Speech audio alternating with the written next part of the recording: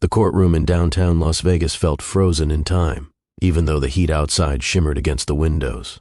Inside, dozens of eyes shifted between two people whose futures were about to be rewritten in a matter of minutes. The room wasn't noisy. It wasn't chaotic.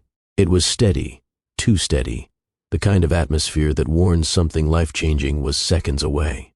Derek sat at the right table, immaculate in a charcoal suit, tapping one finger against his legal pad as if keeping tempo to his own victory. He didn't just look confident, he looked certain. Every part of his posture communicated a silent announcement. I already won. His attorneys whispered last-minute reminders, but he barely listened. In his mind, this hearing was just procedure. A formality, a moment where the judge would stamp approval on the outcome Derek believed he controlled. Across the room sat Jessica Gaines, calm, composed, and unreadable. Her blazer wasn't designer, her earrings weren't flashy, and her legal team was modest compared to Derek's, but something in her stillness created an unexpected tension. She wasn't anxious. She wasn't restless. Her hands rested gently on the table, fingers interlaced, shoulders relaxed.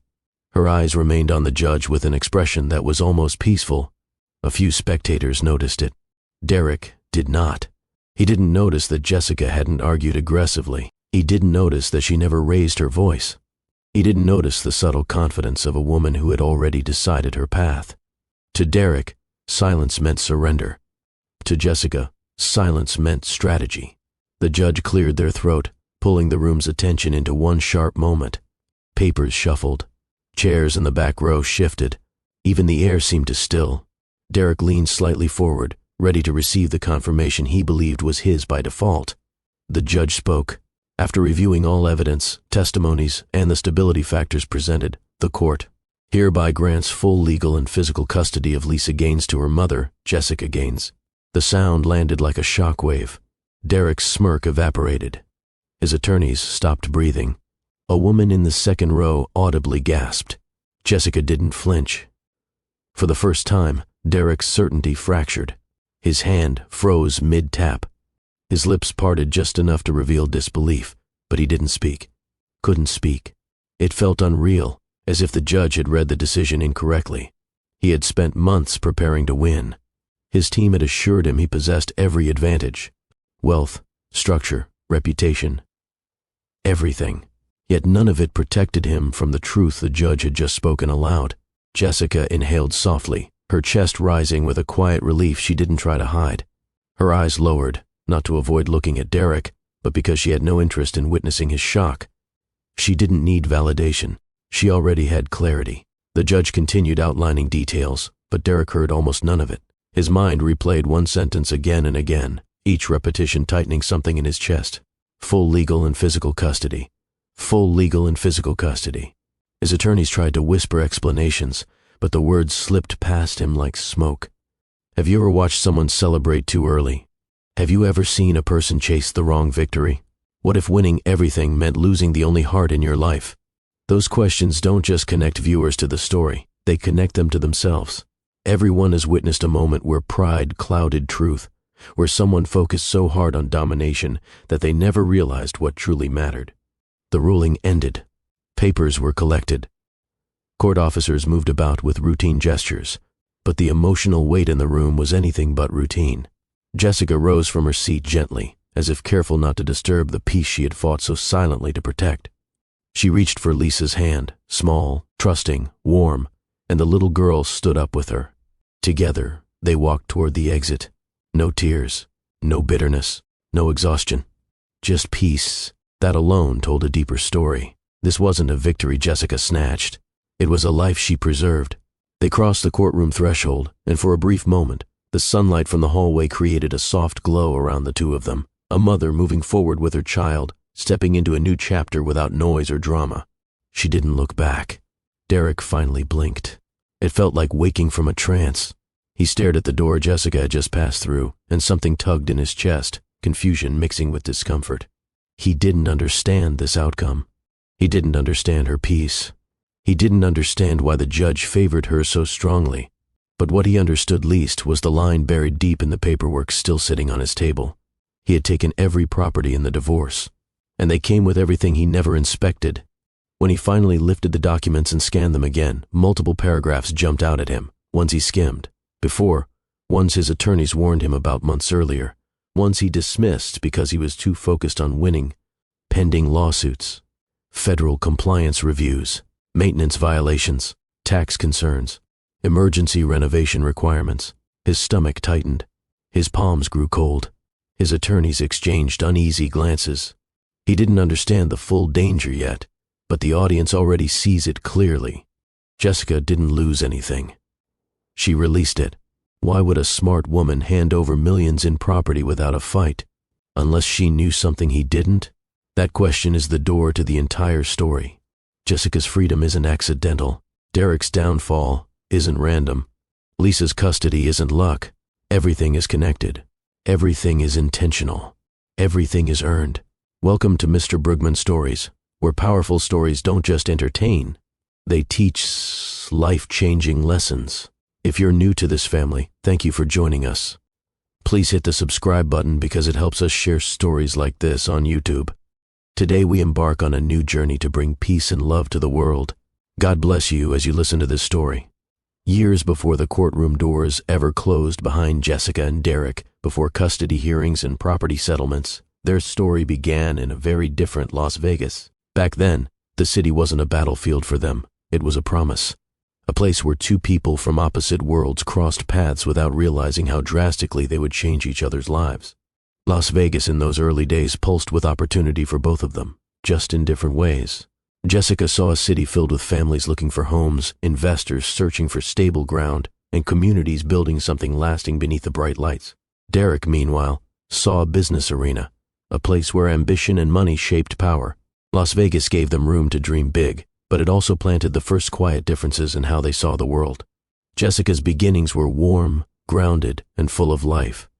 She was raised in a household where people knocked before entering, and where neighbors didn't wait for an invitation to show up with food if they sensed someone needed comfort. Her community shaped her. Sunday cookouts, aunties giving advice that came with gentle correction, cousins telling stories loud enough for the whole block to hear. Her childhood wasn't luxurious, but it was rich with connection. She learned early that people mattered more than possessions, and that honesty outlasted shortcuts every single time. When she entered the real estate field, she brought that same energy with her. She wasn't flashy, but she was sharp. She wasn't born into wealth, but she understood people, deeply, instinctively. Her clients trusted her because she listened before speaking, cared before calculating, and fought for their interests with quiet strength. By her late 20s, Jessica was becoming one of the youngest black realtors in Las Vegas with a reputation seasoned agents respected. Her portfolio grew by staying true to values her community taught her: consistency, clarity, and compassion. And it was precisely that combination that caught Derek's attention later, long before either of them recognized the consequences their partnership would bring. Derek came to Las Vegas from a world that looked nothing like Jessica's. He grew up in neighborhoods where success wasn't celebrated, it was expected. He learned business strategy before he learned emotional openness. His childhood was structured, rigid, and oriented around performance. His parents measured love through expectations, and Derek absorbed that mentality without questioning it. When he entered the real estate investment scene, he did so with an aura of confidence that attracted ambition but repelled vulnerability. He didn't seek connection, he sought efficiency. He didn't seek understanding, he sought results. His pattern was simple. If he could lead, he felt secure. If he could control the situation, he felt respected. If he could make the final decision, he felt valued. In business, this worked flawlessly. In relationships, it became a quiet flaw he never addressed. He wasn't cruel. He wasn't abrasive. But he equated leadership with dominance, and dominance with love, something that would become the root of the problems neither he nor Jessica anticipated. The first time Derek and Jessica met, the connection wasn't immediate romance. It was curiosity. Derek respected her clarity. She respected his focus. They balanced each other in a way that felt refreshing at first. Jessica brought warmth, insight, and community-minded thinking. Derek brought structure, ambition, and confidence. Their conversations flowed easily, and their professional meetings quickly took on a softer tone. A shared meal after a negotiation turned into genuine laughter. Laughter turned into late-night conversations. Those conversations turned into weekends spent exploring Las Vegas beyond the Strip. For a while, they were good for each other. Jessica softened Derek's edges. Derek gave Jessica a sense of stability she hadn't prioritized before. This combination created a comfortable bond, one that felt like foundation, until control slowly replaced collaboration. Their marriage began beautifully. The wedding was elegant but not excessive, attended by people from both their worlds. It symbolized their commitment to build something together, a life, a future, a family. When Lisa was born, everything shifted. Jessica's love grew wider. Derek's sense of responsibility grew heavier. Jessica saw motherhood as an extension of her heart. Derek saw fatherhood as an obligation he wanted to meet but didn't know how to express emotionally. As years passed, Jessica became the stable presence, the morning routine, the bedtime voice, the gentle anchor. Derek slipped into providing roles rather than participating roles. He worked more. He traveled more. He believed maintaining the household financially meant he was fulfilling his duties. Jessica didn't complain, but she felt the imbalance forming. The seeds didn't come from one argument or one betrayal. They came from repeated moments where Jessica felt unseen, unheard, and unpartnered. Derek made decisions without asking. He assumed leadership where none was needed. He dismissed concerns because he equated disagreement with disrespect. Their love dimmed slowly, not through conflict, but through neglect. Jessica stayed until staying cost her peace. Derek stayed until leaving felt easier than self-reflection. Their paths drifted apart long before the official separation. The courtroom ruling didn't begin their story. It revealed where their choices had led. As Jessica walked out with Lisa's hand wrapped in hers, she wasn't escaping Derek.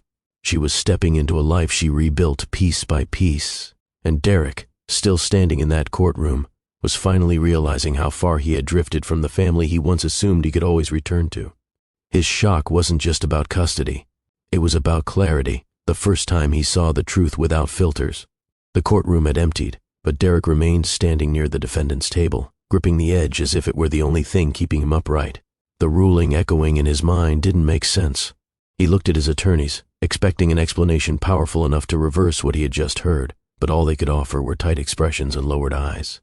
The truth was simple. Derek lost custody because he never understood what custody meant. Not legally, not emotionally, not as a father. His first mistake had been earlier in the hearing, when the judge asked about his involvement in Lisa's day-to-day life. Derek answered with confidence, unaware that his honesty would become the very rope pulling the decision away from him.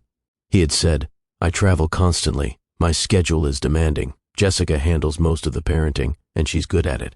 To him, that sounded respectful, a compliment. To the judge, it was an admission that Derek provided structure, but not presence, money, but not time. His second mistake came when he described his priorities.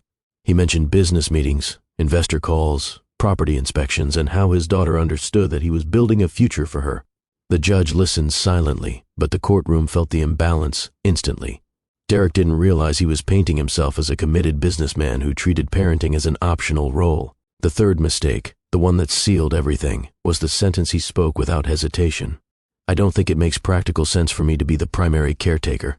His attorneys closed their eyes the moment he said it.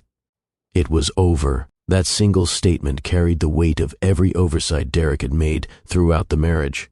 He had confessed ignorance of Lisa's routines, dependence on Jessica's emotional labor, and a preference for convenience over connection. He didn't see it, but the judge did. And Jessica certainly did. While Derek unknowingly weakened his own case, Jessica strengthened hers with precision and compassion. Her attorney didn't exaggerate or appeal to emotion unnecessarily. Jessica simply spoke truth from lived experience.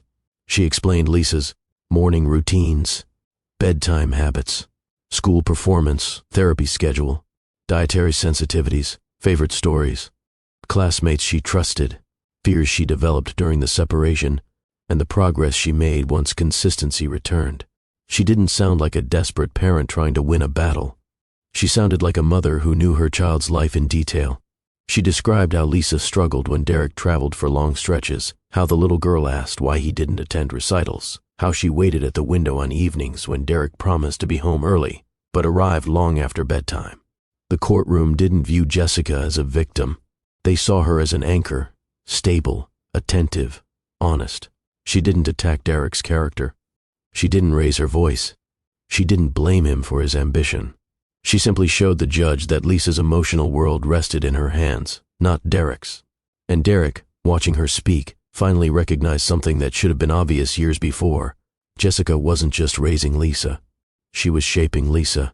Once testimonies concluded, the judge reviewed the notes slowly, carefully, making sure every detail had been weighed. The ruling wasn't delivered with dramatic tone. It came calmly, grounded in logic. Custody decisions must prioritize a child's stability and emotional well-being. Ms. Gaines has demonstrated consistent involvement in every part of Lisa's daily life, from school, engagement to therapy support to emotional awareness. Mr. Derrick has demonstrated financial capability, but has not shown sufficient hands-on involvement to meet the criteria for primary custody. The judge paused, glancing in Derrick's direction. This ruling is not a reflection of financial standing or professional success. It is a reflection of presence. Presence, one word. A word Derrick had never valued enough to practice. The judge then outlined visitation arrangements, support obligations, and the continuity of Lisa's lifestyle. These weren't punishments. They were responsibilities Derrick voluntarily agreed to years before, documented in an earlier parenting agreement he barely remembered signing. Jessica listened quietly, nodding only when required. Derrick struggled to absorb the reality forming around him. As the judge finished speaking, Derrick felt a pressure in his chest that surprised him. For years he had assumed that authority in business naturally translated to authority in his personal life. He believed effort in one category compensated for absence in another. He was wrong. His shock grew with each line of the ruling. He wasn't angry yet. Anger required understanding, and Derrick didn't understand any of this. Instead, he felt something hollow inside him. A space he had never noticed before. A space that looked a lot like missed moments. For the first time, he wondered if Jessica had been carrying the emotional weight of their family alone. Jessica didn't smile when the ruling was announced. She didn't celebrate. She didn't exhale loudly or allow relief to show dramatically. Her victory wasn't about defeating Derrick. It was about securing peace for Lisa and reclaiming peace for herself. When she gathered her purse and gently squeezed her daughter's hand, something unspoken passed through her expression. Not triumph, but clarity. Freedom wasn't loud. It was steady. She walked out of the courtroom with quiet confidence, knowing she would never again sacrifice her well-being or her daughter's stability to someone's ego. She wasn't leaving Derrick behind out of bitterness. She was stepping forward because she finally had room to breathe. Derrick stood alone after everyone left. He felt something he didn't recognize immediately, unease, not because he lost property, not because he lost custody, but because he lost the version of himself he believed he was. He realized he didn't know Lisa as well as he believed. He realized Jessica understood things he never paid attention to. He realized the judge saw through him in minutes while he couldn't see through himself in years. It wasn't defeat. It was awakening. As Derrick walked out of the courtroom, papers tucked under his arm, the truth already waiting to confront him, he didn't know what was coming next. He didn't know the weight of the properties he claimed. He didn't know the consequences buried in contracts he ignored. He didn't know that losing custody wasn't the end. It was only the first sign of the collapse beginning to unfold. By the time Derrick reached his office the morning after the custody ruling, the sun had barely risen over the Las Vegas skyline. But inside his building, the lights were already on, blinds half open, papers stacked in towers that felt heavier than usual. His team had left several folders across his desk, portfolios, financial statements, maintenance reports, and property assessments, documents he once skimmed without much thought. Today they looked different. He dropped into his leather chair, feeling a fatigue that didn't come from lack of sleep, but from a lingering echo of Jessica walking out of court with Lisa. That image clung to him, but he shook it off and forced himself to focus. He opened the first folder. A boutique hotel, once a passion project, now a burden he had inherited alone. The numbers hit him first. He frowned, flipping through the pages. There were expenses he didn't remember approving, notes he didn't recognize, and maintenance. Requests he vaguely recalled dismissing because he believed future revenue would compensate. He pushed that file aside and opened another, an apartment complex he thought was a steady income source. The rent rolls looked unchanged, but the expense ledger revealed a growing list of unresolved tenant concerns he had ignored. He swallowed tightly. He opened a third file, a commercial building, a property he once boasted about during networking events. The notes inside now felt like a warning. The more he read, the heavier the room felt. This wasn't the victory he celebrated the night before. This was something else entirely. Halfway through the fourth folder, Derrick's posture stiffened. He leaned closer to the page, reading a line that made his stomach twist. Pending legal action. Multiple tenant complaints awaiting review. He flipped the page. Structural concerns requiring urgent evaluation. Next page. Compliance review scheduled. Another folder. Tax documentation flagged for clarification. Another zoning concern requiring immediate response. His chest tightened. He rubbed his brow, feeling an unfamiliar tension creeping up his spine. Some of these issues were entirely new to him. Others triggered faint memories, the kind that reminded him of moments when Jessica gently tried to get his attention about potential risks, moments he brushed off with phrases like, "I'll get to it later. It's not that serious. It's manageable. We'll fix it when revenues rise." Now all those delayed decisions had circled back, tied neatly in documents that no longer belonged to both of them, but to him alone. He continued flipping through pages, each paragraph revealing problems he had underestimated, ignored, or misunderstood. Maintenance violations, mold concerns, fire safety issues, electrical system aging, plumbing failures, insurance complications, contract disputes, unresolved inspections. The stack felt bottomless. The properties he claimed with pride were unraveling into a long list of responsibilities he didn't prepare for. And for the first time, he understood why Jessica didn't fight him for them. There was a soft knock at his door. Derek didn't answer, so his assistant cracked the door open slightly. "Sir, your legal and accounting teams are here for the morning briefing." He inhaled slowly and nodded. They entered cautiously, 2 attorneys and his senior accountant. Usually they walked in confidently, prepared to showcase projections or discuss deals. Today their steps were slow, almost hesitant. His accountant cleared his throat first. "Derek, there are a few issues we need to address." Derek gestured toward the mountain of folders. "I'm already aware of some concerns," he said tightly. The accountant exchanged a quick glance with one of the attorneys. "That's good to hear. But there's more. Derek didn't like that word. The accountant opened a tablet and pulled up a list, a long one. "We've identified unresolved complaints across several of the residential buildings. Some have escalated into formal notices." "What kind of notices?" Derek asked, voice low. "Habitability concerns," the attorney replied, "and a few safety issues that, if ignored, could lead to further legal consequences." Derek felt heat climbing into his face. Why didn't anyone tell me this earlier? The room fell silent. Finally, the accountant spoke. "You were preoccupied with the divorce proceedings, and before that you preferred quick summaries over full reports." Derek's jaw tightened. He remembered dismissing their questions during the separation. He remembered telling them he couldn't deal with this right now. He also remembered Jessica urging him, repeatedly, to address some of the issues before they escalated. He didn't listen then. He had to listen now. The attorney swallowed. "There are also 2 federal audits scheduled for next quarter." Derek's eyes widened. 2? Yes. And 1 property is at risk of non-compliance unless addressed immediately. The accountant shifted awkwardly. "There's more, but we wanted to confirm you were ready to hear it." That hesitation told Derek everything. His team wasn't just cautious. They were worried.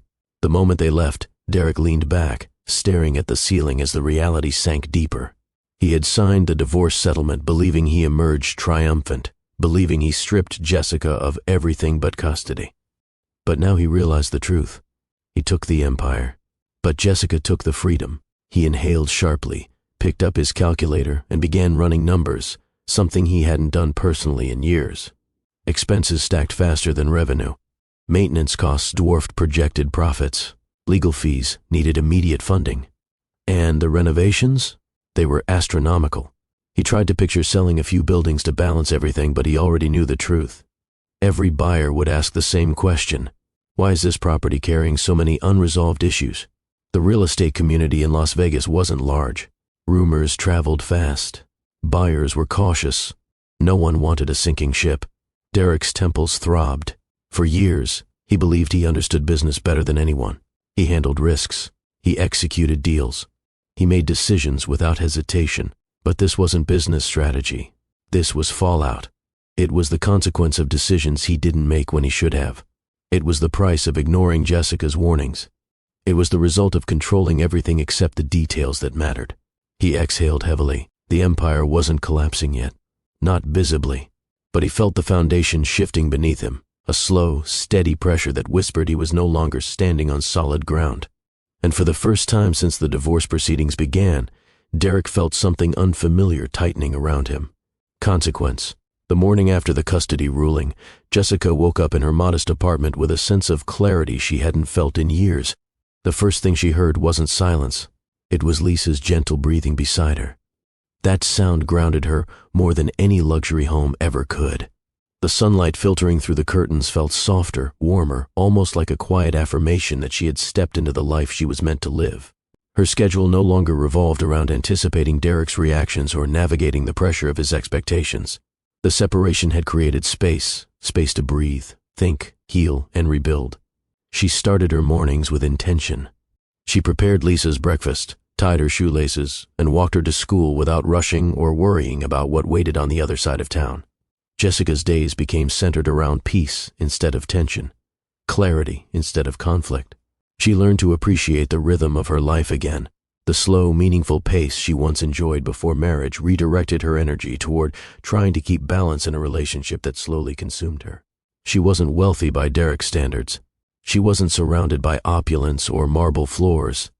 But she lived in a place where she felt safe, steady, and emotionally grounded. And above all, she lived in a home where Lisa could grow without fear of confusion, inconsistency, or emotional neglect. While Derek struggled under the weight of the properties he insisted on claiming, Jessica's personal portfolio, the one untouched by the settlement, moved smoothly. Her rentals weren't glamorous. They weren't expensive condo towers or commercial complexes. They were everyday homes in everyday neighborhoods. They required maintenance, yes, but nothing beyond her capacity. The tenants respected her because she treated them with kindness and fairness. They paid on time because she listened when they voiced concerns. She handled repairs quickly, answered calls herself, and maintained a reputation as a landlord who cared. Her short-term rental downtown stayed consistently booked. Travelers loved the cozy interior she decorated with items from local Black-owned shops. Jessica used her experience and instincts to curate a space that felt warm, inviting, and thoughtful, the same energy she brought into her personal life. The income wasn't extravagant, but it was stable, and stability was worth more to her than an empire built on stress. Her properties didn't carry hidden consequences. They didn't require teams of attorneys to manage. They didn't bury her under debt or legal threats. They simply worked, because she built them with wisdom, not pride. This contrast between Derek's heavy, deteriorating empire and her clean, steady portfolio highlighted the difference between building out of ego and building out of intention. Jessica's community had always been her backbone, and now more than ever they showed up for her. Aunties from her childhood church dropped by with home-cooked meals. Neighbors helped watch Lisa during busy afternoons. Friends from the real estate world celebrated her victory quietly, knowing how long she fought to maintain her dignity in a marriage where she often felt overlooked.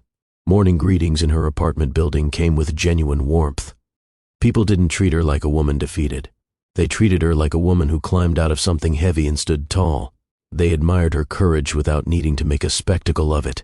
One Saturday, while she and Lisa attended a local community event, a young mother approached her and said, "I watched your strength in that courtroom. You didn't argue. You didn't break. You showed what it looks like to walk away with peace." Jessica smiled, humbled by the acknowledgement. She never wanted to be a symbol. She simply wanted safety. Yet the quiet inspiration she offered others became part of her healing. Community support gave Jessica something money couldn't, a sense of belonging. People saw her. They valued her. They encouraged her not because she was perfect, but because she was real.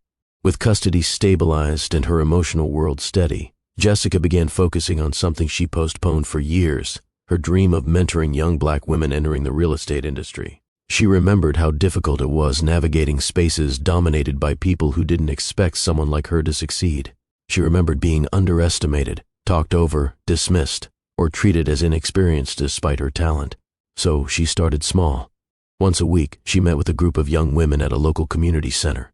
They brought notebooks, questions, and determination. Jessica taught them how to build client trust, how to negotiate fairly, how to understand property value, and how to balance ambition with ethics. Her sessions grew quickly. Soon, more women joined. Then, a few men. Then, high school students, curious about real estate. She saw herself reflected in their eagerness, and helping them became a part of her new purpose. The initiative wasn't about fame or applause. It was about giving others access to opportunities she had to carve out alone. It grounded her. It reminded her that rebuilding her life wasn't about leaving something behind. It was about reaching for something better. Lisa's transformation was the clearest sign that Jessica had made the right decisions. The little girl who once clung tightly to her mother during the separation now walked with more confidence. She laughed easier. She slept peacefully. She didn't wake up asking where her father was or why he missed another event. She adjusted to a routine built around stability, affection, and predictability. Jessica enrolled her in a dance program, something Lisa had been curious about for months. Watching her daughter twirl across the room during practice, cheeks flushed with excitement, made Jessica's chest swell with pride. Lisa's drawings at school became brighter. Her teachers praised her focus. Her therapist noted steady emotional improvement. Jessica never spoke poorly of Derek in front of her daughter. She believed children carry truths quietly, and she trusted Lisa to form her own understanding as she grew older. For now, all Jessica wanted was for her daughter to feel safe, loved, and emotionally balanced, and she succeeded. The day of his first visitation approached faster than Derek anticipated. His attorney emailed him the schedule twice, and yet he still found himself staring at the calendar that morning, feeling a strange mix of dread and anticipation. The weight of everything happening, the custody ruling, the property pressures, the financial cracks beginning to show, pressed against him. But this visitation felt heavier. Not legally, emotionally. He dressed with unusual care, buttoning his shirt slowly, choosing a jacket he hoped looked approachable instead of authoritative. His reflection in the mirror looked unfamiliar, not because of age or stress, but because he didn't know how to prepare for something that required more heart than strategy. The community garden sat in a quiet neighborhood several miles from the Strip. Families wandered through, children painted rocks, elders chatted under shaded tables, and volunteers tended to flower beds. It wasn't a place Derek would ever visit on his own, but the moment he stepped through the gate, he sensed why Jessica brought Lisa here. It felt peaceful, human, grounded. He scanned the space until he saw Jessica kneeling beside Lisa near a patch of marigolds. Jessica was showing her how to water the roots without flooding the soil. Lisa listened with complete focus, her small hands steady.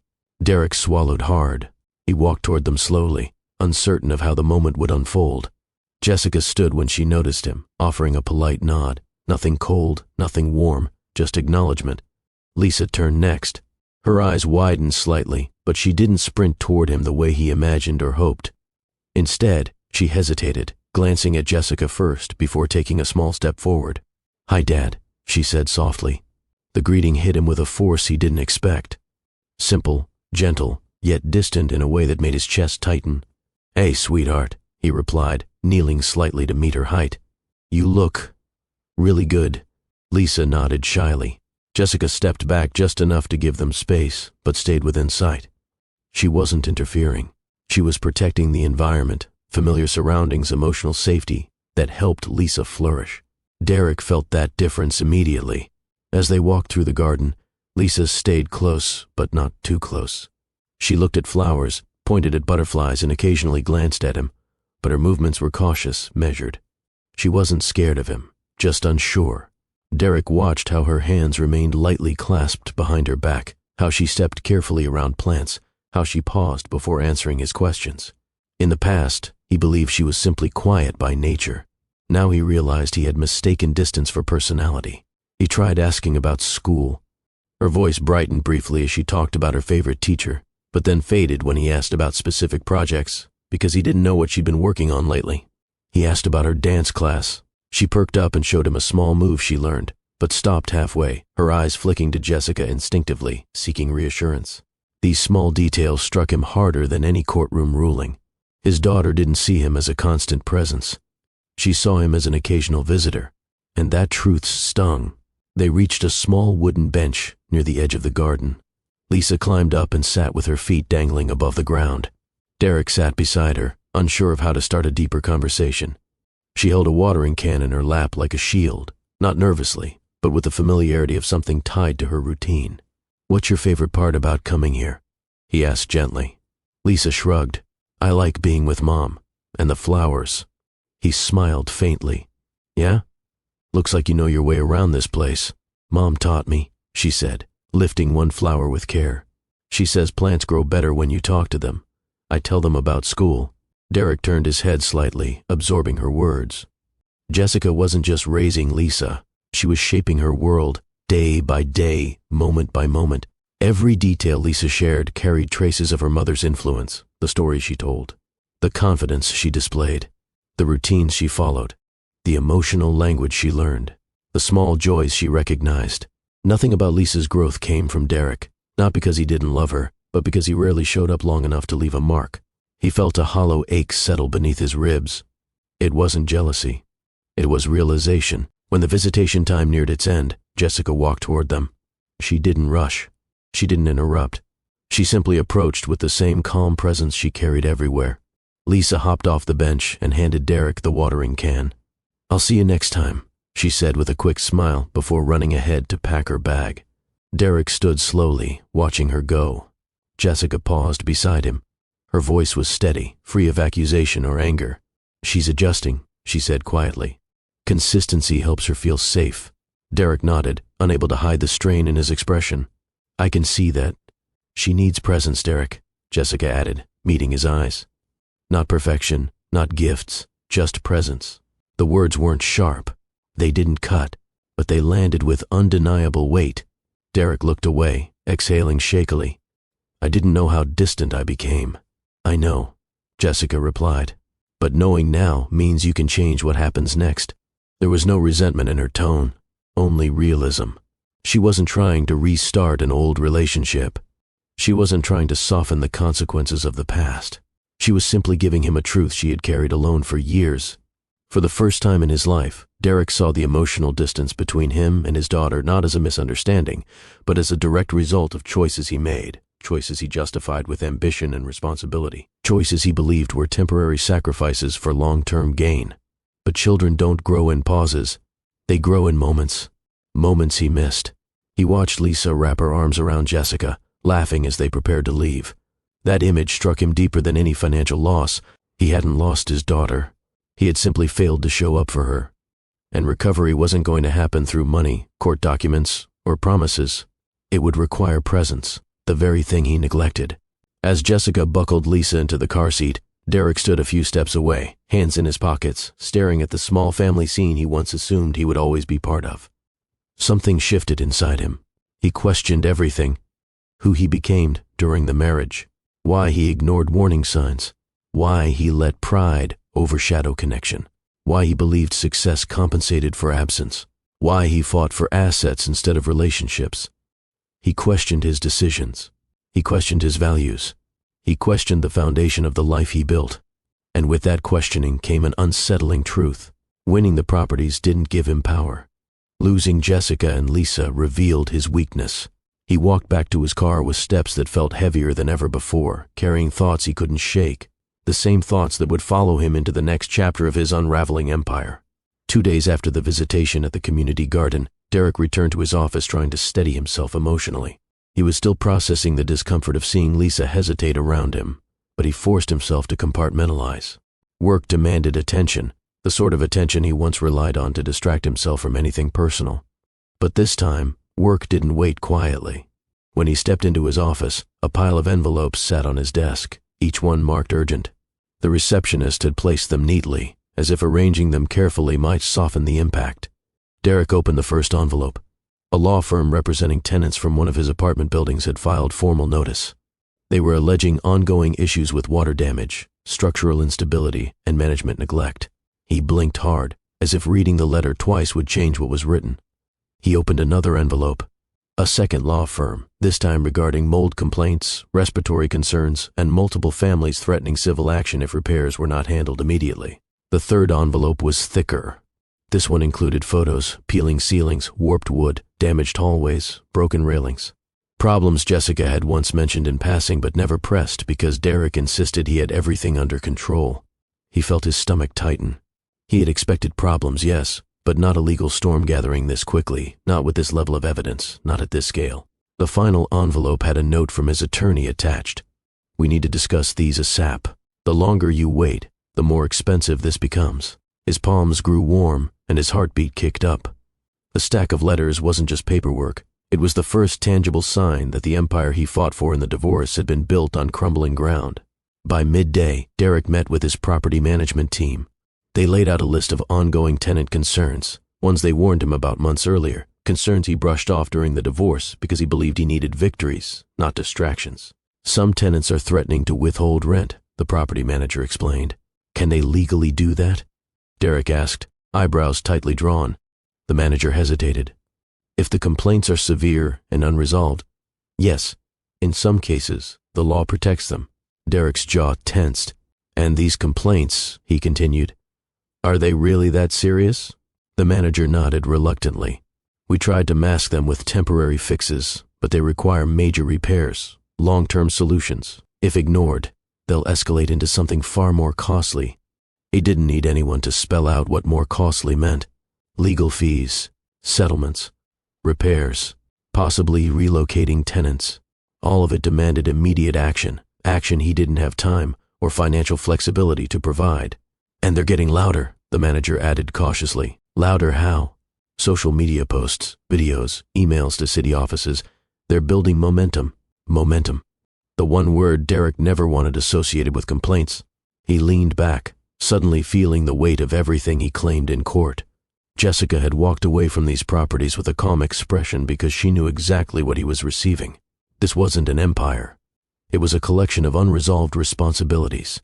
Just when Derek thought the situation couldn't escalate further, his head of operations entered the meeting holding another file. We received a notice from the fire department, she said carefully.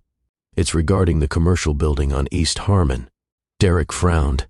What now? She opened the file. They conducted a follow-up inspection. The building failed. Failed? His voice cracked slightly. There's outdated wiring, blocked exit routes, and missing emergency lighting. Until those are corrected, the building may face closure. Closure. That word hit Derek like a punch. That property houses 6 businesses, he muttered. Closure means loss of rent, she finished quietly, and possible legal action from tenants if their operations are disrupted. He pressed his fingers against his forehead. He remembered the inspection months ago, before the divorce intensified. Jessica had sent him a message reminding him about pending upgrades. He skimmed it, told her he'd handle it later. Later had arrived, and it was merciless. After the operations team left, Derek sat at his desk trying to regroup. But a notification flashed on his computer screen, an urgent email from his accountant. He opened it. Derek, both federal audits are moving forward. We need full documentation within 2 weeks. Missing or incomplete reports could trigger penalties. He scrolled. The properties selected for review have questionable expense patterns and outdated records. We flagged this months ago, but the divorce delayed action. Please prepare for an intensive process. He leaned back, exhaling shakily. 2 audits. 2 weeks. 2 mountains he didn't know how to climb. He imagined Jessica reading those same audit notices months ago. She would have handled them immediately. She would have organized every document, clarified every line item, prepared every report. She didn't avoid problems. She addressed them. He had assumed confidence would protect him. It didn't.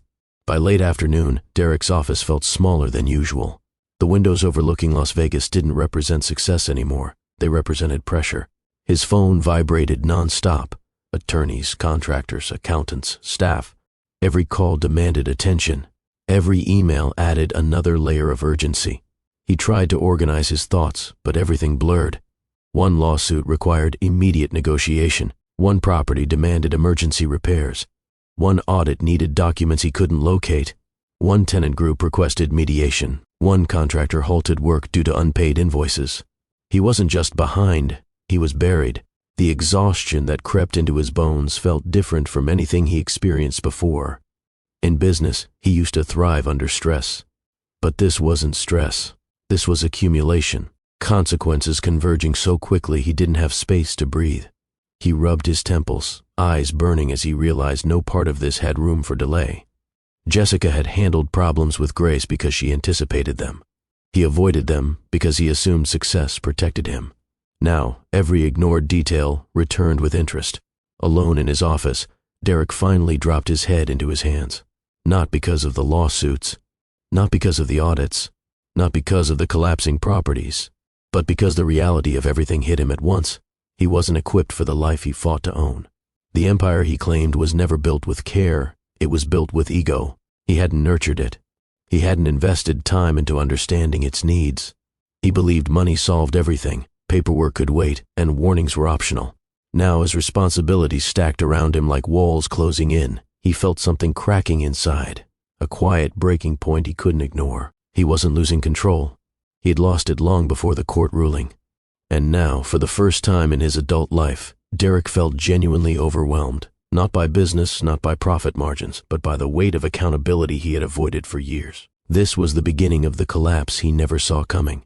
The morning after the fire code notice and the pile of lawsuits, Derek arrived at the office with one plan: sell something fast.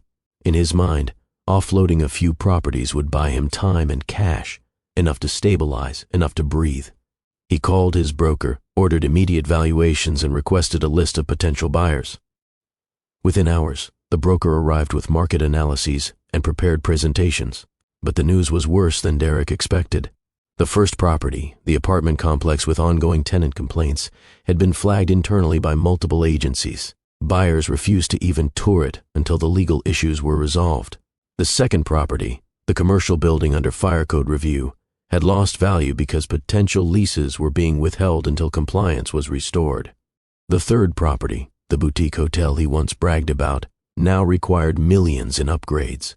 When Derek suggested selling it at a discounted price, the broker shook his head. "Derek, the moment buyers see the repair estimates, they'll walk away. It's not a negotiation issue, it's liability. Liability." That word kept appearing. It followed him like a shadow. He attempted calling investors he knew, hoping for at least one interested party.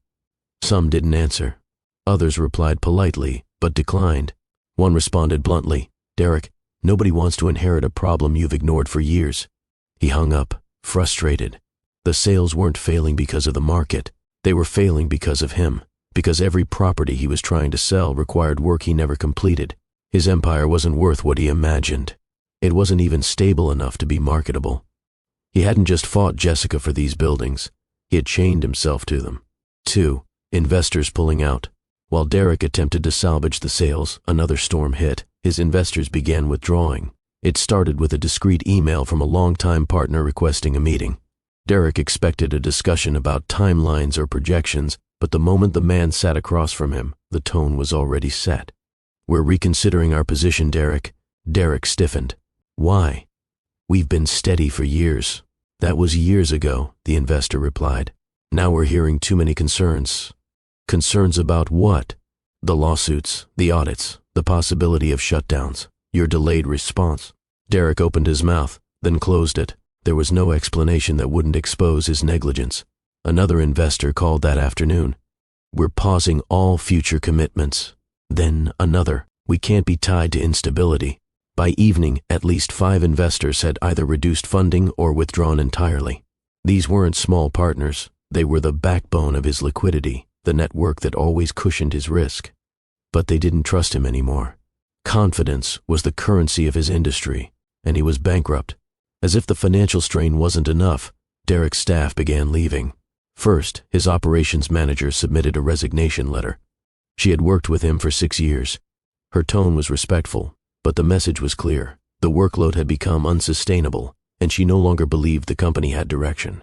Next, one of his senior accountants left. The man had warned Derek multiple times about the risks of ignoring documentation. Derek had brushed him off as overly cautious. Now the accountant didn't want his name associated with a crumbling organization. Throughout the week, the departures continued. A property manager, a maintenance supervisor, a front desk coordinator, a leasing agent. Each resignation drained Derek's stability further. He once believed people stayed because they admired him. Now he saw the truth. People stayed when leadership made them feel secure, not when leadership demanded loyalty while ignoring reality. Every employee who left increased the burden on those remaining, and Derek had fewer people to address the very problems that triggered the collapse. He wasn't running a business anymore. He was trying to patch holes in a sinking structure. By midweek, rumors of Derek's situation reached the local real estate circuit, and from there the media. The first publication to mention him was a business blog that monitored property trends. The article wasn't harsh, but it highlighted growing concerns around several buildings under his ownership. A day later, a more prominent outlet published a piece hinting at potential instability in Derek's portfolio. It mentioned audits, tenant complaints, and whispers of financial strain. Derek read the article at his desk, pulse racing. He knew how media worked. Once a hint of weakness spread, people amplified it. Investors panicked. Partners distanced themselves. Tenants grew louder. Competitors saw opportunity. The worst part, the article didn't exaggerate. If anything, it softened the truth. He slammed his laptop shut, unable to face the implications. If the public got wind of the fire code failures, if anyone leaked photos of the damaged buildings, if the ongoing lawsuits became headlines, his reputation wouldn't just suffer, it would collapse. After a sleepless night, Derek met with his remaining accountants in the conference room. They carried financial statements, cash flow projections, audit notices, and expense reports, and the atmosphere felt like a funeral. The lead accountant wasted no time. "Derek, we've crunched every number 3 times to be sure. The company is operating at a deficit." Derek frowned. How big of a deficit? The accountant slid a report across the table. "Enough that if repairs aren't addressed immediately, legal fees alone will push you into dangerous territory." Another accountant added, "Cutting expenses won't fix this. You need revenue, you need sales, but your properties aren't sellable right now." Derek felt heat pooling behind his eyes. "So, what are you saying?" "We're saying the company can't sustain this for long. Not with the audits, not with the lawsuits, not with the vacancies increasing, and not with investors stepping back." He clenched his jaw, fighting the rising sense of helplessness. How did it get this bad? He whispered. The accountant answered gently. "You focused on expansion but ignored maintenance. You pushed for control but overlooked responsibility." It caught up Derek. Caught up. The phrase echoed in his chest like a blow. When the meeting ended, Derek remained seated, staring at the financial reports scattered across the table. His hands were trembling slightly, not from anger, but from a dawning awareness that he never expected to face. He had always been the problem solver, the strategist, the man with a plan. But now, every plan required resources he didn't have. Every solution required time he couldn't spare. Every problem multiplied faster than he could react. He couldn't sell. He couldn't repair everything. He couldn't stop lawsuits. He couldn't prevent audits. He couldn't hold on to staff. He couldn't silence the media. And worst of all, he couldn't blame anyone. Not Jessica, not the economy, not the tenants, not his team. The crisis wasn't random. It was accumulated neglect. For the first time, Derek felt truly powerless. He wasn't steering the ship anymore. He was watching it leak from every direction, unable to plug even one hole. And in that moment, the truth hit him sharper than any court ruling. He wasn't facing a crisis he could fix. He was facing a collapse he caused. By the time Derek returned home that evening, the city lights had already taken over the skyline. Normally, the penthouse view gave him a sense of power, a reminder of everything he built, everything he controlled, everything he owned. Tonight, it felt empty. He closed the door behind him and stood in the silence, listening for something, anything, to distract him from the heaviness settling deep in his chest. But the penthouse had no sound to offer, no laughter, no footsteps, no warmth, just quiet. He loosened his tie, walked slowly into the living room, and sank into the expensive leather sofa he once chose for its sleek design. The room looked polished, expensive, immaculate, but devoid of life. Every object was perfectly placed, untouched, unbothered. It felt more like a showroom than a home. And for the first time, Derek saw the truth. He had built a life designed for display, not connection. The silence pressed against him, making the penthouse feel larger and colder. His thoughts drifted to Jessica's apartment, small, modest, filled with presents. Lisa's toys, family photos, drawings taped to the fridge. A life that breathed. His didn't. He exhaled slowly, unsure how to fill the emptiness around him. With a heaviness he couldn't shake, Derek reached for his phone. He opened his gallery, scrolling through photos he hadn't looked at in months. There was Jessica, smiling at a family picnic. Lisa, barely 3, sitting on his shoulders.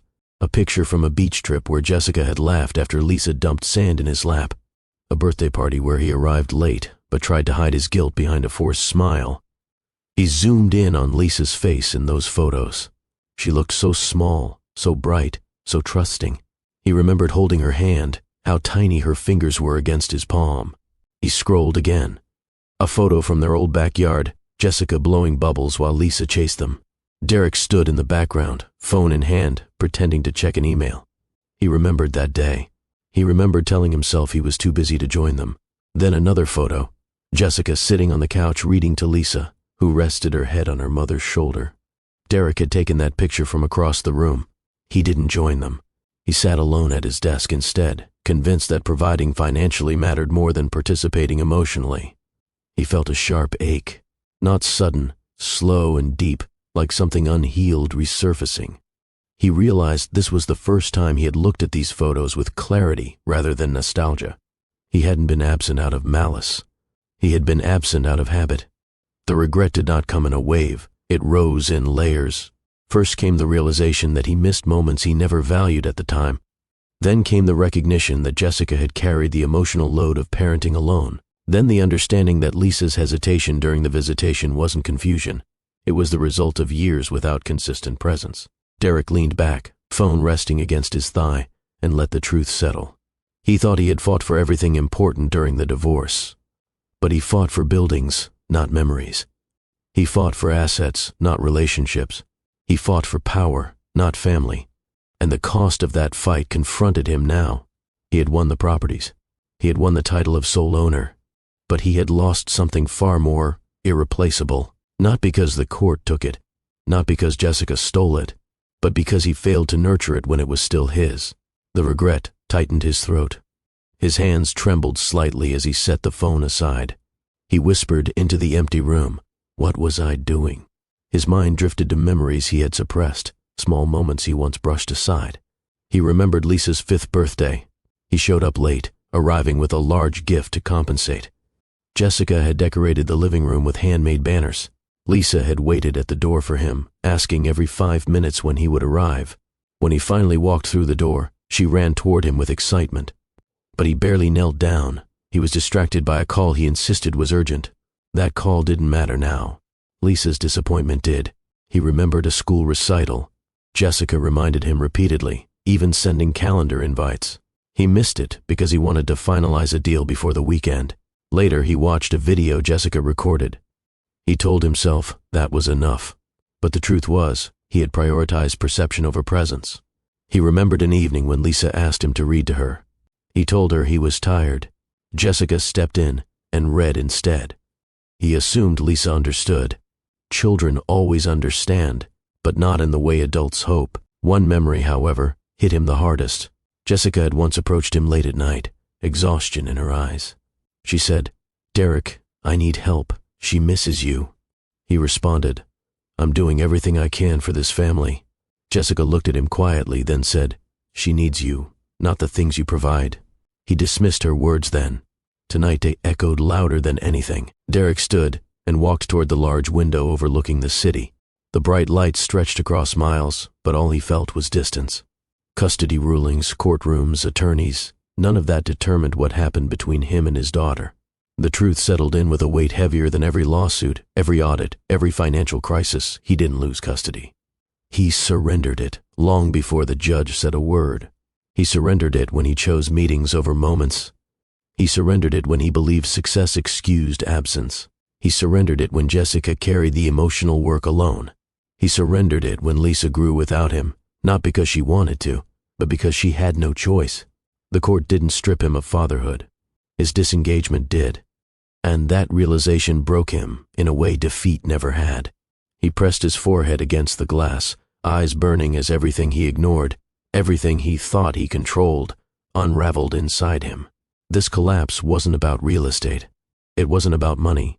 It wasn't about reputation. This collapse was personal, and it hurt more than any financial loss ever could. As Derek stepped away from the window, a question formed silently in his mind. Is it too late to rebuild what I broke? He didn't know the answer, but he knew one thing.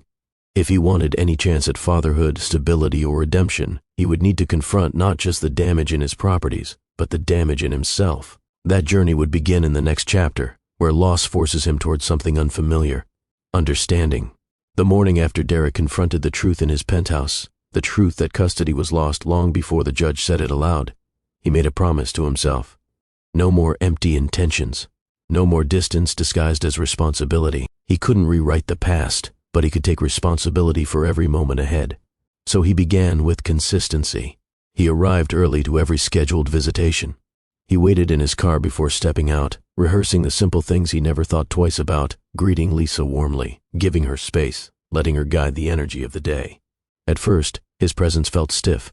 He stood straighter than necessary, spoke more carefully than needed, and worried constantly about doing the wrong thing. But he kept showing up, every week, every time, no delays, no excuses. He made a point to silence his business phone during visits, a habit he never practiced before. For the first time in his life, he allowed himself to be unreachable. He realized how strange it felt to disconnect from work, but how necessary it was to connect with his daughter. And slowly, something subtle began to shift. During those early visits, Lisa didn't rush into his arms or fill the air with excited chatter. Instead, she behaved as she had at the community garden, cautious, polite, and quietly observant. But over time, her hesitation softened. On one visit, she walked slightly closer to him. On another, she tugged his sleeve to show him a flower patch she liked. One afternoon, she even asked if he wanted to see the book she was reading. Each gesture was small, but for Derek, they felt monumental. He never pushed. He never demanded her attention. He simply followed her lead. If she wanted to walk quietly, he walked quietly. If she wanted to talk about her drawings, he listened with full attention. If she wanted to sit under a tree and eat snacks, he sat beside her without checking the time. Her curiosity grew naturally through patience, not pressure. One moment stood out vividly. As they walked along the garden path, Lisa pointed to a mural painted by local kids and said, "I helped with that corner." Derek knelt beside her, eyes soft. "It's beautiful, just like your work." She smiled, small at first, but genuine. That smile stayed with him long after the visit ended. It wasn't just a sign of progress. It was proof that presence mattered more than perfection. Consistency opened the door, but Derek quickly realized that showing up physically wasn't enough. He needed to learn the details of parenting, the little things Jessica had mastered through years of hands-on love. So he started learning. He Googled how to pack appropriate snacks for children. He bought books about communication with young kids. He watched videos about emotional development. He practiced tying shoelaces so he wouldn't fumble in front of Lisa. He learned the names of her favorite foods, her favorite colors, her favorite stories. He even learned how to braid basic hair patterns, not perfectly, but enough that Lisa giggled at his attempts rather than pulling away. During each visit, he tried to apply something new he learned. He asked questions about her school schedule, made notes about her routines, and practiced listening without correcting or interrupting. One day she asked, "Daddy, can you help me water the plants?" His heart warmed at the simple invitation. "Of course," he said, gently taking the small watering can. As they watered flowers side by side, he kept his movements slow, careful, respectful of her pace. He didn't try to impress her. He didn't try to control the moment. He simply tried to be part of it, something he hadn't understood before. Every lesson humbled him, but also grounded him. He wasn't aiming to replace the years he lost. He was aiming to build new ones. Jessica maintained a respectful distance during visitations, giving father and daughter room while still watching with a protective eye. She recognized the changes in Derek, the softened voice, the careful questions, the patience he never displayed before. But she did not let those changes erase years of experience. She watched for consistency, not performance. She looked for sincerity, not guilt-driven effort. She wanted to see growth, not temporary remorse. And slowly, she admitted to herself that Derek was making earnest effort. One Saturday, she noticed Derek kneeling beside Lisa as a little girl showed him how to gently pull weeds from the flower beds. His posture was relaxed, his attention fully on his daughter. He wasn't pretending. He wasn't checking his watch. He wasn't distracted. Jessica folded her arms, a thoughtful expression crossing her face. After the visit ended, Derek approached her. "Thank you for coordinating the schedule," he said carefully. "I know it takes planning." She nodded. "It's for Lisa." "I know," he replied. There was no bitterness in his voice, only acknowledgement. Jessica didn't praise him. She didn't admonish him. She simply responded with honesty. "Keep being consistent. She feels it." He nodded again, taking her words seriously, knowing they carried quiet truth. Jessica wasn't opening emotional doors for him. She was opening space for Lisa. And for the first time, Derek understood the difference. As Derek fought to stabilize a collapsing empire, Jessica's world was moving in a completely different direction. Her career, once slowed by the emotional strain of her marriage, was now thriving with renewed energy. Without the constant pressure of trying to balance Derek's ambitions and his expectations, she could finally focus on her own path.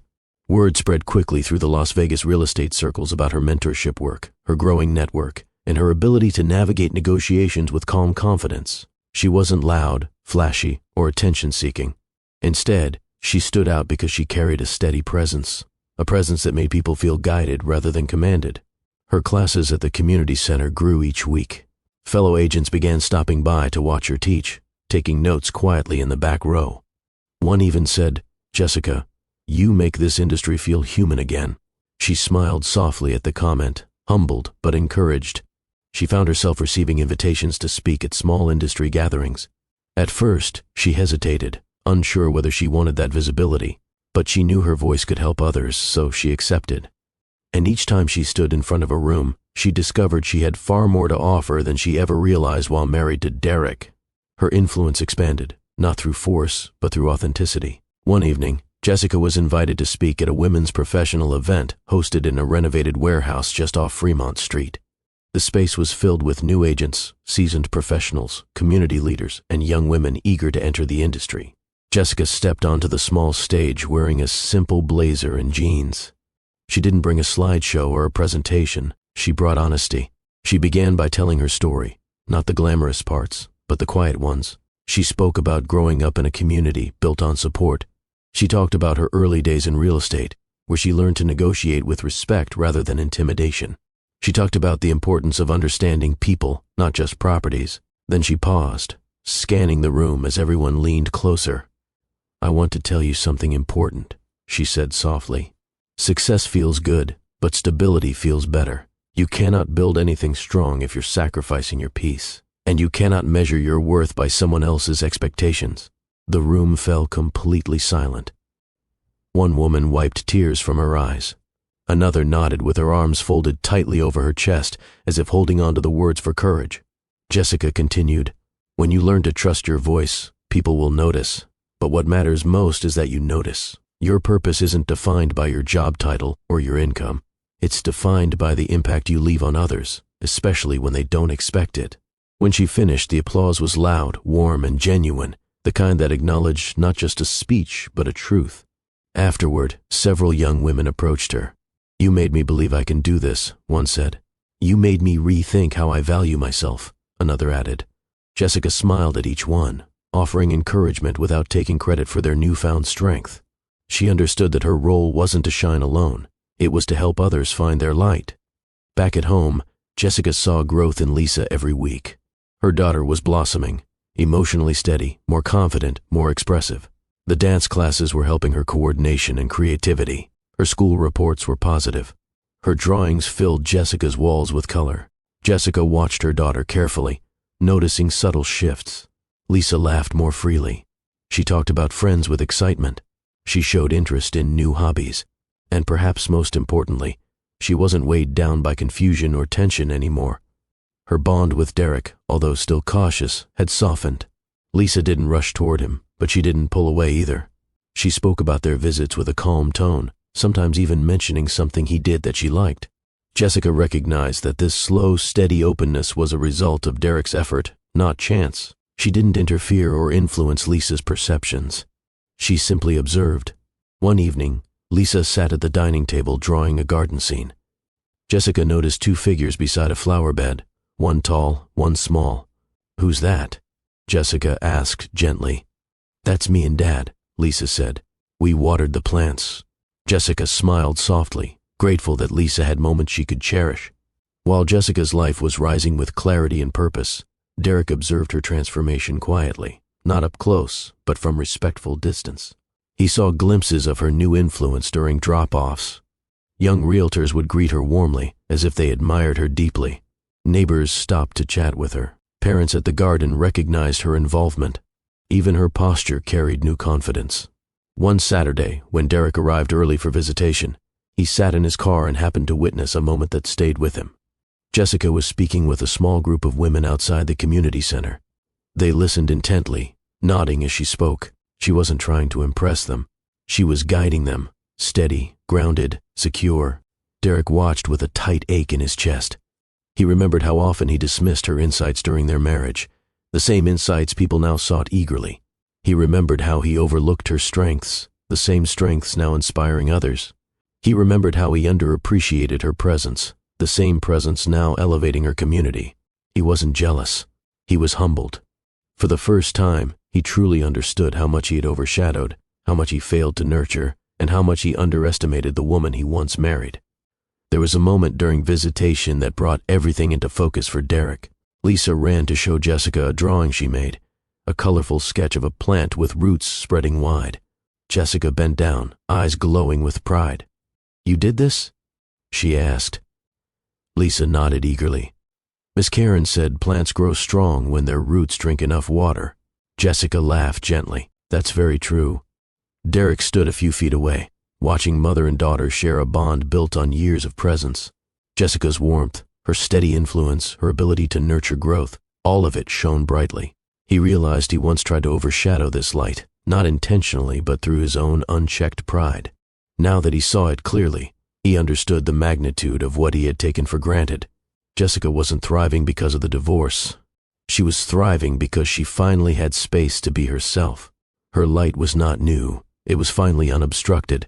Before we continue, if this story is touching your heart, please like this video, leave a comment, and subscribe to Mr. Bergman Stories. Your support helps us tell meaningful stories filled with real lessons. Thank you for being here. The day started like any other in Derek's crumbling business life, tense, uncertain, heavy. But by noon, it became clear this wasn't just another difficult day. It was the day everything finally tipped. His accountant entered the office carrying a thick folder. Derek didn't need to open it to know something was wrong. The man's expression told him enough. "We finalized the quarterly numbers," the accountant said, voice steady but somber. "The losses are sharper than projected." "How sharp?" Derek asked, bracing himself. "Sharp enough that your available cash reserves won't last through the next round of repairs and legal fees. You're beyond the threshold we estimated." Derek inhaled slowly. Meaning the company can't sustain operations without immediate financial support. Support he no longer had.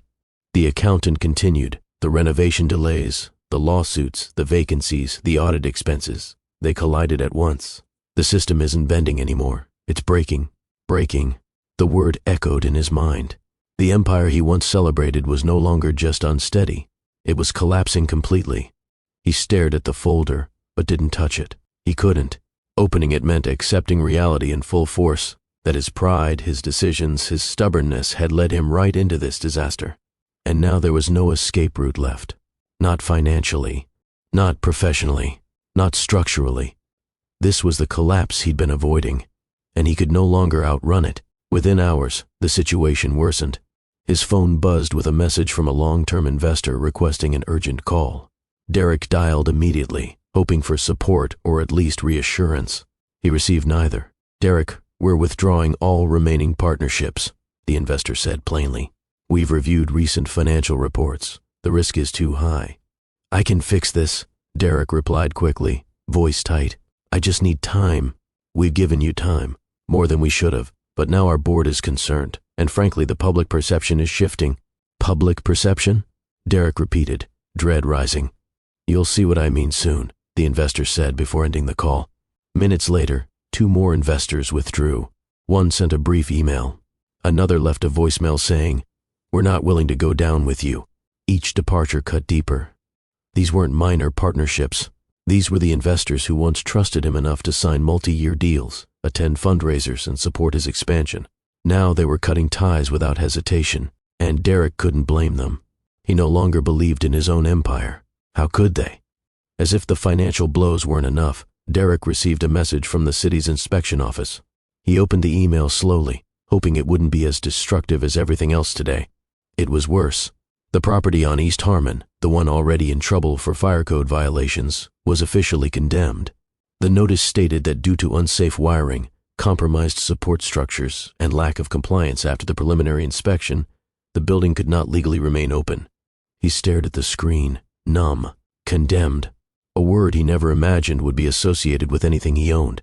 This meant immediate evacuation of businesses. This meant potential lawsuits from tenants affected. This meant city scrutiny would intensify. This meant more money he didn't have. His chest tightened painfully as he imagined the cascade of consequences. He had ignored the repair warnings. He had sidelined maintenance budgets. He had focused on expansion instead of preservation. And now the result stood in front of him in ink, undeniable, irreversible, humiliating. The fallout from this alone could destroy someone's career. For Derek, it was just another log thrown onto a fire already burning out of control. The final blow arrived in the late afternoon. A staff member stepped into Derek's office holding a tablet. "Sir," she said quietly, "I think you should see this." He took the tablet. At the top of a major Las Vegas news site was a headline that twisted his stomach. Local real estate figure faces collapse, audits, lawsuits, and condemned property raise concerns. His name appeared throughout the article, not as a celebrated investor but as someone whose empire was failing publicly. The article mentioned tenant complaints. It mentioned the audits. It mentioned the building closure. It mentioned financial instability. It even mentioned investor withdrawals. And beneath the article was a flood of comments. I knew something was off about his properties. People like him always get exposed eventually. Feel bad for the tenants. This is what happens when ego runs the business. Each comment hit him harder than the last. He wasn't just facing financial ruin.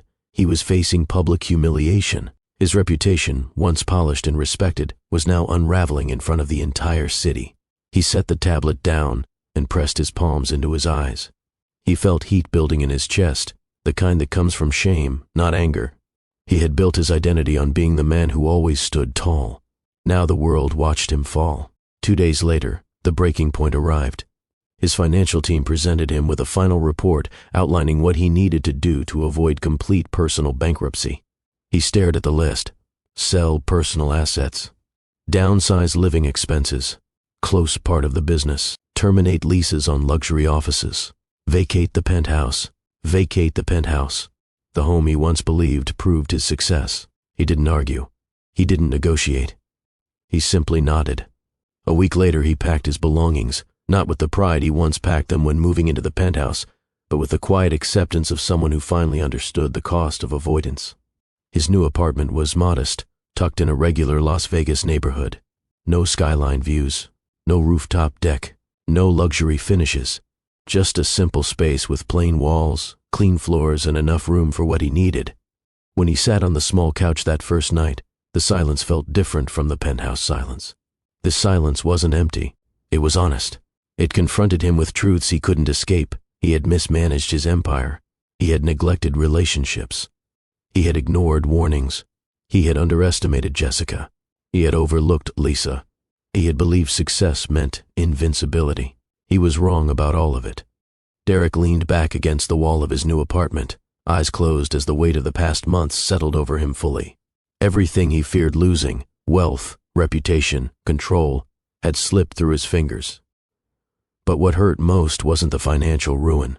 It was the realization that all along, the things that truly mattered were never the things he fought for. He whispered into the dim room, voice cracking, "How did I let it get this far?" There was no answer, only the quiet truth that the final chapter of his story wasn't about collapse. It was about whether he could rebuild, not his empire, but himself. The first morning Derek woke up in his modest apartment. He lay still for several minutes, adjusting to the unfamiliar sound of quiet footsteps from his neighbors above. No panoramic skyline, no echo of empty rooms, no towering ceilings that made him feel powerful. Just a small bedroom, a plain window, and the weight of his own breathing. For the first time in years, he felt grounded. Not stable, but grounded. He sat on the edge of the bed and looked around at the space that now represented the consequences of every decision he had made. Yet instead of bitterness, he felt a strange calm settling over him. The walls didn't judge him. The small kitchen didn't demand anything. The apartment was simple, and simplicity was something he had never allowed himself to experience. He moved quietly through the morning. No rushing to meetings. No frantic phone calls. No staff asking for approval. Just himself, learning how to exist without the noise he once depended on to feel important. He realized humility wasn't loud. It didn't announce itself. It didn't punish. It simply placed him in front of the truth. And this version of himself, quieter, stripped down, honest, felt foreign but necessary. Derek spent the following days reviewing documents, writing notes, and listing every mistake he had allowed to grow unchecked. Not to fix them, the damage was far too wide for a quick remedy, but to understand how far he had drifted from the man he once wanted to be. He accepted responsibility with intention, not self-pity. He no longer blamed Jessica for walking away. He no longer blamed the court for the custody ruling. He no longer blamed his staff, the tenants, or even the market. Every missed inspection, every ignored email, every delayed repair, every moment he prioritized ego over care.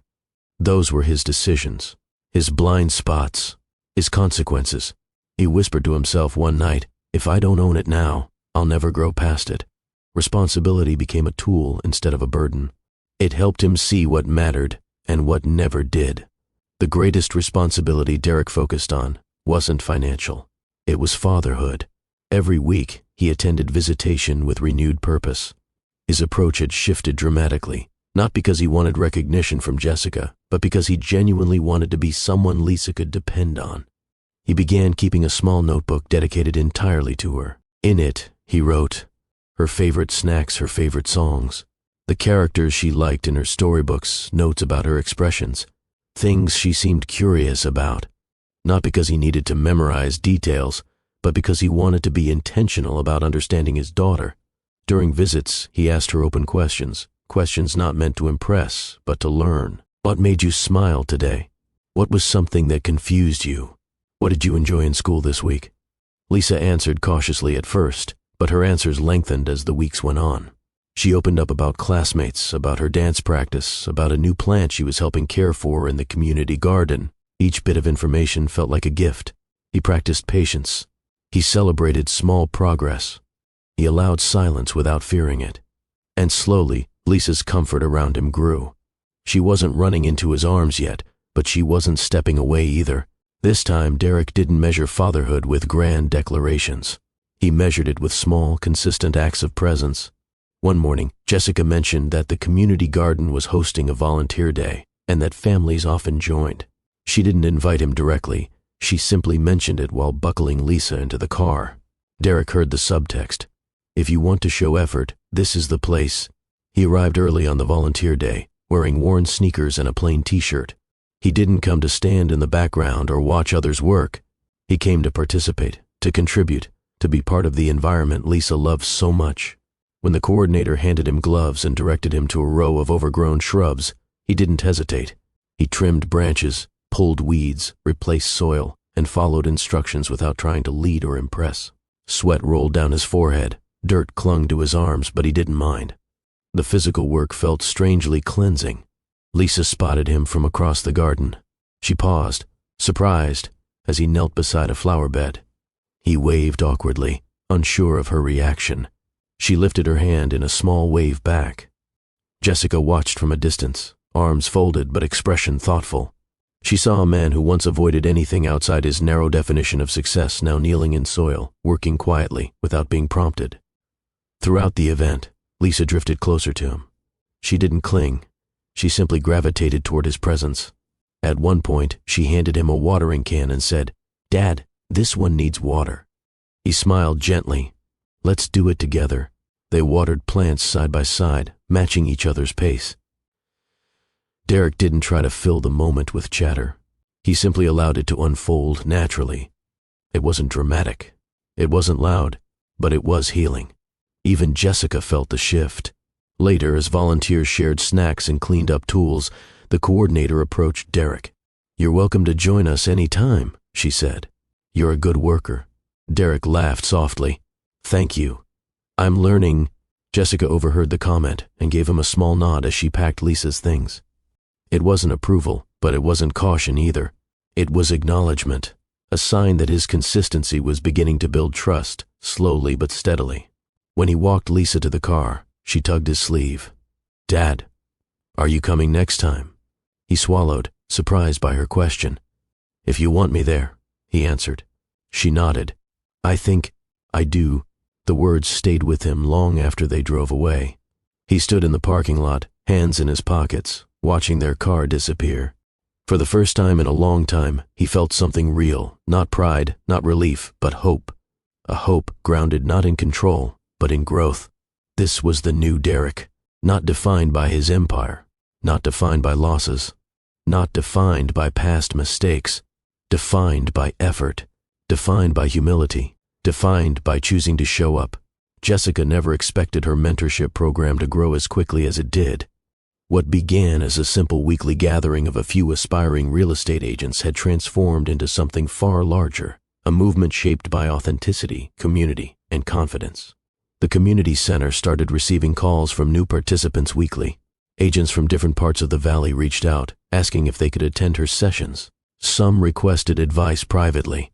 Others asked if she could review their deals or guide them through their first negotiations. The program expanded beyond real estate. Local entrepreneurs reached out. Young mothers asked for career guidance. Students wanted help understanding finance. Jessica didn't position herself as a celebrity voice or industry star. Instead, she remained steady, welcoming, approachable, willing to share her experience without embellishment. People gravitated toward her because she offered something rare, clarity without superiority. Her influence grew because she taught with heart, not to impress, but to uplift. Soon, the center allocated a larger room for her sessions. Flyers were posted across nearby neighborhoods. A local magazine even highlighted her work, describing her as a quiet force shaping the next generation of professionals. And Jessica kept showing up, week after week, never forgetting why she began, to make sure nobody walked into their dreams alone. Jessica's presence in the community felt different now, not because people saw her as flawless, but because they saw her as genuine, someone who had faced challenges and emerged with purpose instead of bitterness. At the community garden, parents greeted her warmly. At the grocery store, neighbors offered hugs. At Lisa's school, teachers thanked her for her involvement. At the center, volunteers eagerly helped prepare her workshop room. One Saturday, the community organized a small appreciation day in her honor.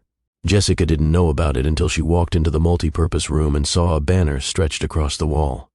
"Thank you, Jessica, for making us believe in ourselves." Her eyes widened. Women she had mentored stood in a semicircle, smiling brightly. Some held small cards. Some carried flowers. Others simply clasped their hands, grateful for her presence. One young woman stepped forward. "You changed the way I see myself," she said. "Nobody ever told me I was capable. You did, and now I'm closing my second deal." Another woman added, "Your words helped me leave a job that drained me. I'm in a better place now, because of your guidance." Jessica exhaled slowly, overwhelmed. She lifted a hand to her heart. "I'm honored," she said softly. Truly, the gathering wasn't extravagant. It wasn't polished, but it was real, a genuine expression of appreciation from people whose lives had shifted because she dared to share her light. Meanwhile, Lisa was thriving more than ever. Her teachers noticed she was more confident and expressive. She volunteered to read aloud in class. She asked thoughtful questions. She raised her hand more often during group discussions. Her drawings became more colorful, filled with flowers, gardens, and smiling faces. Jessica cherished every school update. During one parent-teacher meeting, Lisa's teacher smiled and said, "She's flourishing. Whatever you're doing at home, keep doing it. She feels safe." Jessica felt her throat tighten with emotion. Safety was all she ever wanted for her daughter. Lisa's emotional growth extended beyond school. She was forming stronger friendships. She was learning to trust more, laugh more, explore more. The shifts in her behavior were subtle but meaningful. She slept through the night without asking for reassurance. She talked more openly about her feelings. She expressed curiosity about the world, not fear of it. And perhaps most telling of all, her relationship with Derek, though still cautious, was becoming more balanced. Jessica saw the progress in small ways. Lisa mentioned him without tension. She showed him her drawings willingly. She asked what days he would visit without sounding anxious. This wasn't about rekindling romance. This was about co-parenting, steady, respectful, and healthy. And Jessica took pride in that. Jessica's personal life felt lighter now than it had in years. She woke each morning with clarity instead of dread. Her home, modest, warm, filled with Lisa's artwork, felt like a sanctuary, not a battleground. Her work didn't drain her, it energized her. Her community didn't overwhelm her, it supported her. She found comfort in simple routines. Waking up early to stretch before waking Lisa. sitting by the window with a cup of tea as sunlight filtered in, preparing breakfast while humming softly, taking evening walks through the neighborhood. Her joy wasn't loud or dramatic. It was steady, private, personal. She wasn't rebuilding her life to prove anything to Derek or to anyone else. She was rebuilding because she deserved peace, and she finally allowed herself to choose it. From a respectful distance, Derek witnessed Jessica's transformation, not through invasion of her life, but through the natural overlap of co-parenting and community involvement. He saw her confidence when she spoke at events. He saw her leadership when she organized workshops. He saw her strength in how she guided Lisa. He saw her kindness in how she treated everyone around her. And he stayed out of the way. This wasn't like the past, where he overshadowed her accomplishments or bent situations to highlight himself.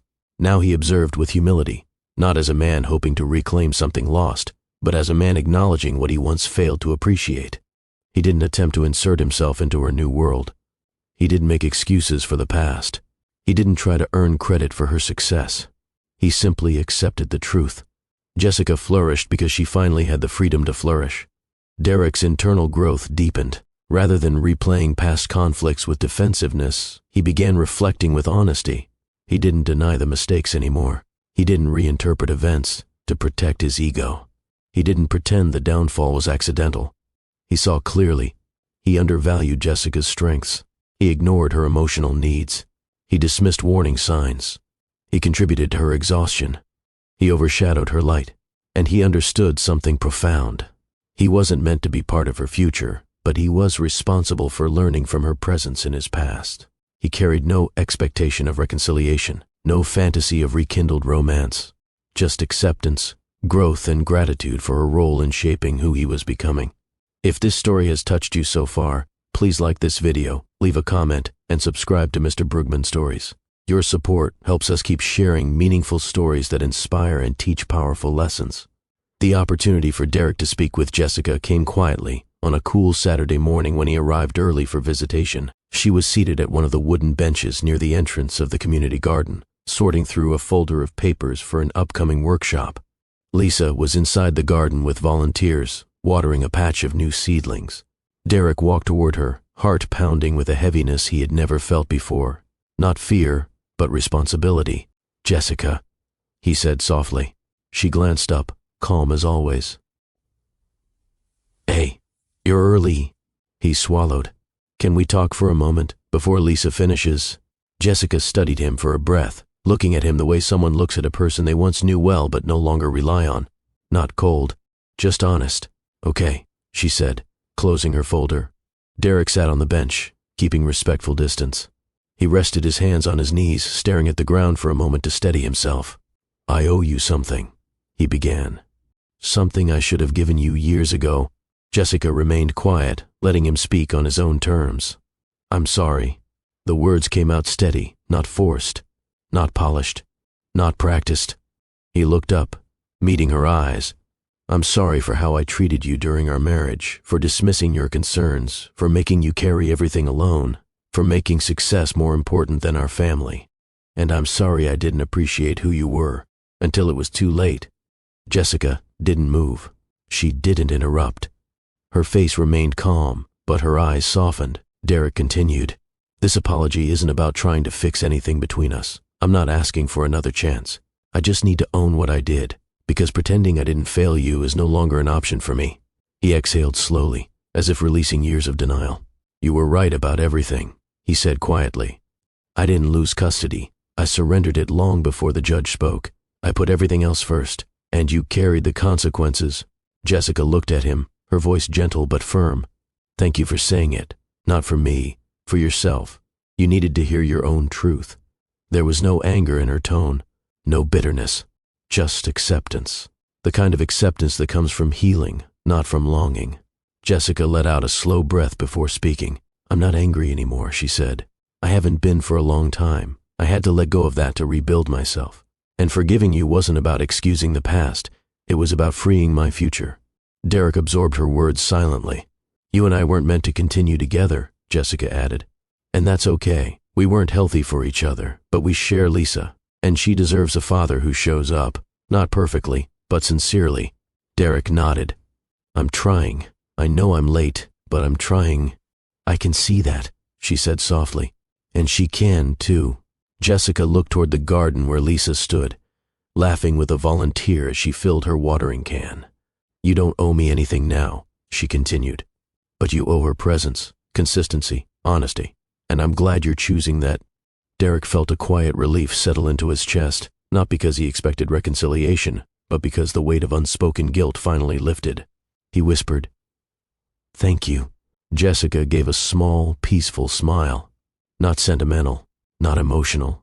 Closure, the clean, respectful kind. In the weeks that followed, Derek's relationship with Lisa continued progressing in small but meaningful ways.